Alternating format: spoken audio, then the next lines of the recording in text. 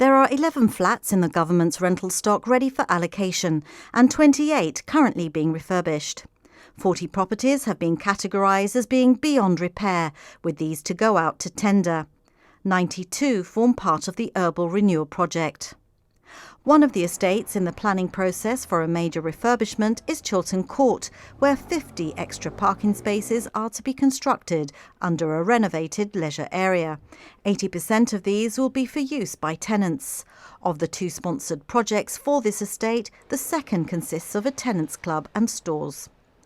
Questions moved to transport and travel, where it was revealed that electric motorbikes and cars on the ROC add up to under 1%, with petrol-fuelled vehicles in the majority.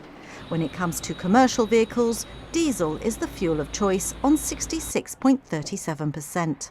On e-scooters, and in answer to a question by opposition member Elliott Phillips, the Transport Minister explained that although he didn't see insurance becoming mandatory, the government was considering a requirement of third-party liability.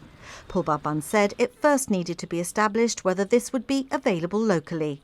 He added insurers were keen to make sure there was enforcement for the requirements under the 2020 command paper, which include the use of helmets. In the past 5 years, 416 requests for identification of owners or drivers of cars alleged to have committed a road traffic offence in an EU country have been made to the Gibraltar authorities.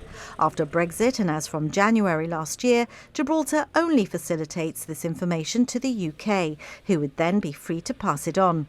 Gibraltar has made no reciprocal requests, with the Chief Minister speculating that this could be because Gibraltar has on-the-spot fines for tourists, which would make requests for assistance unnecessary. On the Environment, Minister John Cortes told Parliament there had been 46 fixed penalty notices issued for littering offences so far this year. Of these, 22 were paid, 12 passed on for prosecution and 10 were cancelled. 450 warnings have been issued. Elliott Phillips highlighted the problem of cigarette butts thrown on the floor, especially opposite the hospital. This year too, 145 samples of dog fouling have been analysed, 12 fines have been issued and 15 fixed penalty notices have been handed out to owners whose dogs are unlicensed. And following what John Cortes, as Minister for Education, described as the recent unpredictable increase in pupils at St Martin's School, he told Parliament the government was reviewing ways to handle capacity at St Martin's School and said one of the possibilities being explored was to relocate Early Birds Nursery to a separate site.